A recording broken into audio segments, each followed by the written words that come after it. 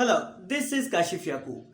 क्या आपने कभी सोचा है कि बाज कंपनीज में उनकी वर्कफोर्स बहुत ज़्यादा एनर्जेटिक क्यों होती है, बहुत ज़्यादा मोटिवेटेड क्यों होती है, वो प्रोडक्टिविटी क्यों शो कर रहे होते हैं और इनोवेशन भी साथ साथ क्यों हो रही होती है? जी, it's not a magic, it's neither a pure luck, but it is employ engagement. Yes, हम सब जानते हैं कि एम्प्लॉय एंगेजमेंट से एम्प्लॉयज बेहतर परफॉर्म करते हैं। एम्प्लॉयज में और ऑर्गेनाइजेशन में एक बहुत इंपॉर्टेंट कनेक्शन होता है जिसको पर्पस कहते हैं।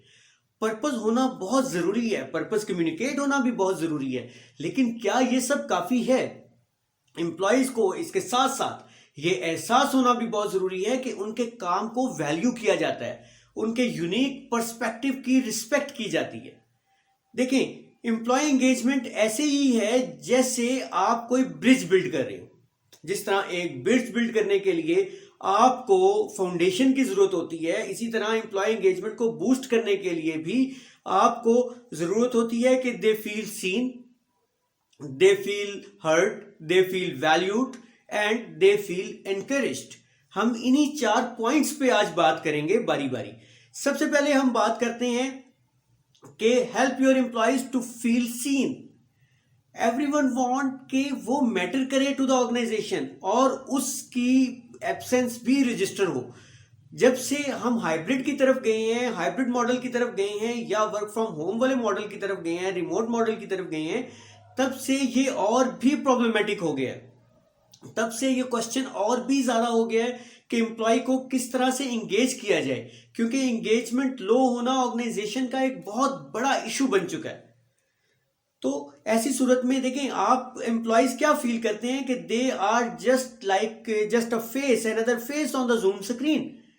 क्योंकि मिल तो रहे नहीं होते, जब ऑनलाइन हो रहा होता है तो उसमें और ज्यादा इश्यूज आ गए हैं। तो उन इश्यूज को सॉल्व करने के लिए एक सोल्यूशन तो ये हो सकता है कि आप एम्प्लॉयज के बीच में फ्रेंडशिप का कल्चर डेवलप करें। यस, जब वर्क प्लेस फ्रेंडशिप्स होंगी, वर्क फोर्स की आपस में फ्रेंडशिप्स होंगी, तो they will feel more encouraged, they will feel more engaged. देखिए, जब एम्प्लॉयज अपनी वर्क प्लेस को पसंद करते हैं तो वो उस पर रुकना चाहते हैं, उसमें काम करना चाहते हैं, और वो अपने फ्रेंड सर्कल को भी इनवाइट करते हैं, उसको भी उसमें इंगेज करना चाहते हैं। एम्प्लॉयज की फ्रेंड्स के इंगेज होने से यानी वो अपने टैलेंटेड फ्रेंड्स को भी उस सर्कल में लेके आते हैं और कंपनी को फायदा होता है। तो लेकिन उसके लिए कंपनी के लिए क्या जरूरी है? कंपनी के लिए जरूरी है कि वो ऐसा कल्चर डेवलप करे, और कल्चर डेवलप करना कंपनी की प्रायोरिटी में होना चाहिए हमेशा। सेकंड पे हम बात करेंगे help your employees to feel heard. Yes, ये एक हकीकत है कि एम्प्लॉयज फील करते हैं कि उनकी बात को सुना नहीं जाता, और ये बहुत सारी ऑर्गेनाइजेशंस में होता है कि उनकी बात को उनको बोलने की इजाजत नहीं होती, उनके बोलने को डिस्करेज किया जाता है। उनके बोलने के डिस्करेज करने की वजह से वो अपने आइडियाज रिफ्लेक्ट नहीं कर पाते, और जब वो अपने आइडियाज शेयर करते भी हैं तब भी उसको इग्नोर कर दिया जाता है। कुछ कंपनीज में तो जब लीडर्स उनसे आइडियाज लेते भी हैं तो भी वो आगे उसको इम्प्लीमेंट नहीं करवा पाते। उनसे बात सुन लेते हैं लेकिन उस पर कुछ हो नहीं पाता। तो जब एम्प्लॉयज ये फील करते हैं कि उनके आइडियाज को इनकरेज नहीं किया जाता तो they don't feel motivated and they don't feel engaged, right. तो अलमिया तब ज्यादा होता है जब एम्प्लॉयज को उनके ओपिनियन के लिए कहा जाता है और फिर भी उसको इग्नोर कर दिया जाता है, राइट। थर्ड पे हम बात करेंगे कि help your employees to feel valued. देखिए, हर एम्प्लॉय चाहता है कि उसके काम की, उसके कंट्रीब्यूशन को रिस्पेक्ट किया जाए, उसको अप्रिशिएट किया जाए।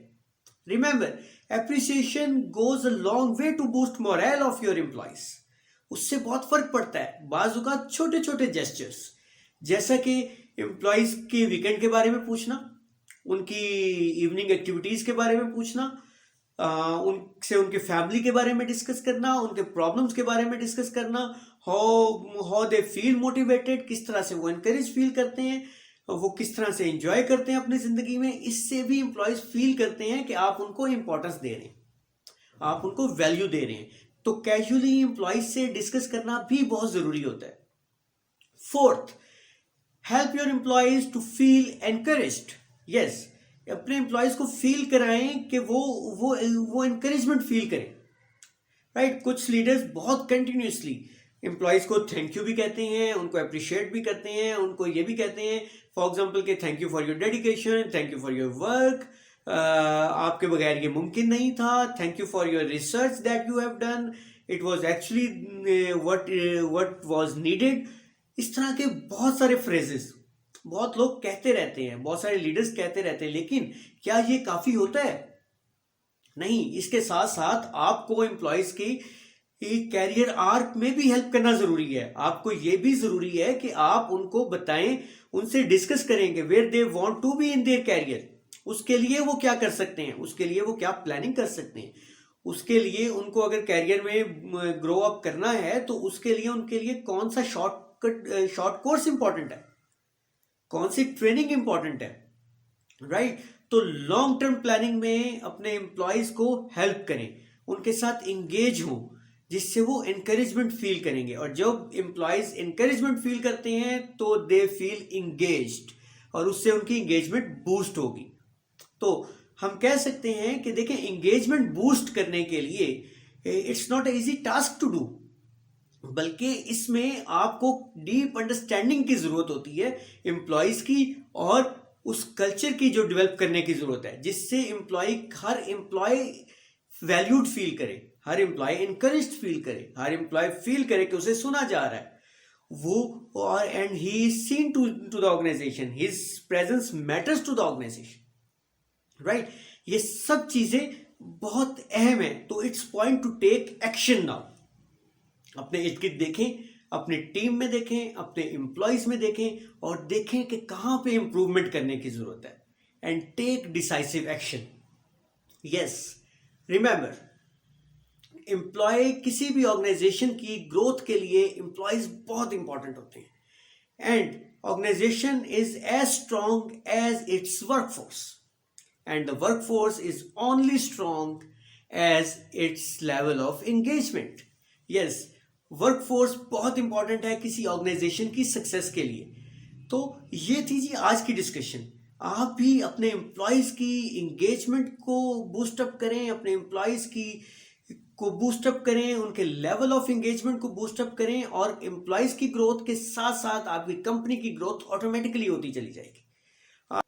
आज की डिस्कशन मैंने ली थी हार्वर्ड बिजनेस रिव्यू के एक आर्टिकल से, जिस आर्टिकल का टाइटल था 4 fundamental ways to boost employ engagement. जी, ये आर्टिकल पब्लिश हुआ था 3 नवंबर 2023 को, और इसके ऑथर थे Dorie Clark and Alexis Redding. Hope this was a useful discussion for you. इस आर्टिकल का लिंक मैंने डिस्क्रिप्शन में मेंशन कर दिया है। हूसोएवर इज इंटरेस्टेड वो इस आर्टिकल को पूरा भी स्टडी कर सकता है। Thank you very much for listening. We'll come up with the new content. Thank you.